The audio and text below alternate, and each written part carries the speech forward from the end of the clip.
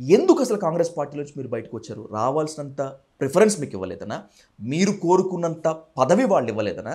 లేకపోతే ఎప్పటికైనా తీన్మార్ మల్లన్నని పక్కన పెట్టుకుంటే పక్కలో బల్లెము మెడపై కత్తి పెట్టుకున్నట్టే అని చెప్పి కాంగ్రెస్ అధిష్టానం ముఖ్యంగా సీఎం రేవంత్ రెడ్డి గుర్తించారా? ఒకటి ఓపెన్గా చెప్తా, రేవంత్ రెడ్డిని నేను నమ్మ, నన్ను రేవంత్ రెడ్డి నమ్మడు.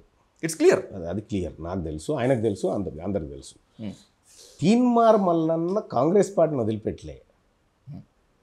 కాంగ్రెస్ పార్టీ ప్రభుత్వం చేసినటువంటి కులగణన నా వర్గాలను దెబ్బగొట్టే విధంగా అన్యాయం చేసిరనేటువంటి కాస్. ఓకే, తీన్మార్ మల్లన్న కాంగ్రెస్ పార్టీకి రాజీనామా చేయలే.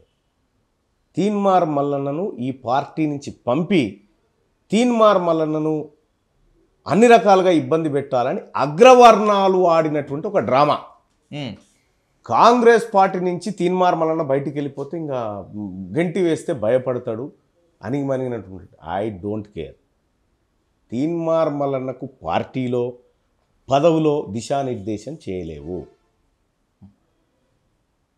ఇవాళ అక్కడ కనిపిస్తుంది, ఒక ఫ్రేమ్ కనిపిస్తుంది మీకు, అది నా సస్పెన్షన్ లెటర్. అది దాన్ని ఫ్రేమ్ కట్టించి పెట్టారా? అక్కడ అదేపో సస్పెన్షన్ లెటర్. ఎవడన్నా సస్పెన్షన్ లెటర్ను ఫ్రేమ్ కట్టిస్తాడా? నన్ను కాంగ్రెస్ పార్టీ నుంచి నన్ను గెంటి వేసినటువంటి ఈ సస్పెన్షన్ లెటర్. ఇది ఏంటి దాని ఉద్దేశం ఏంటి అసలు? దాన్ని ఫ్రేమ్ కట్టించి పెట్టాల్సిన ఉద్దేశం ఇప్పటి వరకు భారతదేశంలో పార్టీ వ్యతిరేక నిర్ణయాలకు కాకుండా ఒక వింతైన సస్పెన్షన్కు గురైంది నేనే. అవును, అనైతిక కార్యకలాపాలకు పాల్పడితే సస్పెన్షన్ వేశారు, కానీ ప్రభుత్వ నిర్ణయాన్ని రాహుల్ గాంధీ గారు మన్మోహన్ సింగ్ గారు తీసుకొచ్చిన ఆర్డినెన్స్ రాహుల్ గాంధీ ఇట్లా జింపి అవతల బారేసిన మీడియా ముంగట విజువల్స్ ఉంటాయి, వీలైతే పక్కన ప్లే చేయండి.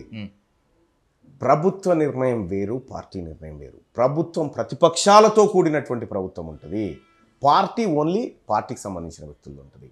కనీస కామన్ సెన్స్ లేనటువంటి వ్యక్తులు కేవలం తీన్మార్ మల్లన్న థ్రెట్ అవుతాడు అని భావించి తీన్మార్ మల్లన్న బీసీల వాయిస్ నొక్కాలంటే ఆయన చేతిలో పవర్ లేకుండా చేయాలనేటువంటి ఉద్దేశంతో ఈ చిల్లర ప్రయత్నం చేసిరు. మీ మీద సస్పెన్షన్ వేటు పడకపోయి ఉంటే మీరు ఇంత విగరస్గా ఎక్కువ స్థాయిలో వాయిస్ వినిపించి ఉండేవాళ్ళ? ఇప్పుడు ఒకటి ఏమంటున్నా, తీన్మార్ మల్లన్న ఎట్లా ఉండానో అట్లనే ఉంటాడు, అట్లనే ఉంటాడు. ఏం కాంగ్రెస్ పార్టీ ఉదయపూర్ డిక్లరేషన్ అమలు చేయొద్దు అని వాళ్ళు అనుకుంటారా? చెప్పు, మరి వాళ్ళే కదా చేసిన తీర్మానం. అవును, కాంగ్రెస్ పార్టీ 42% రిజర్వేషన్ ఇవ్వద్దు అనుకుంటు నేను ఛాలెంజ్ చేసిన కదా. నువ్వు ఈ ఆర్డినెన్స్ తోటి, రాష్ట్ర ప్రభుత్వం తీసుకొచ్చినటువంటి ఆర్డినెన్స్ తోటి బీసీ ప్రజలకు 42% విద్యా ఉద్యోగాలు స్థానిక సంస్థల్లో రిజర్వేషన్ తీసుకొస్తే ముఖ్యమంత్రి గారు నేను ఛాలెంజ్ చేస్తా ఉన్నా, నా పదవికి రాజీనామా చేస్తాను ఈ ఆర్డినెన్స్తో తీసుకొస్తే అని. ఆయనకు తెలుసు ఇది రాదని,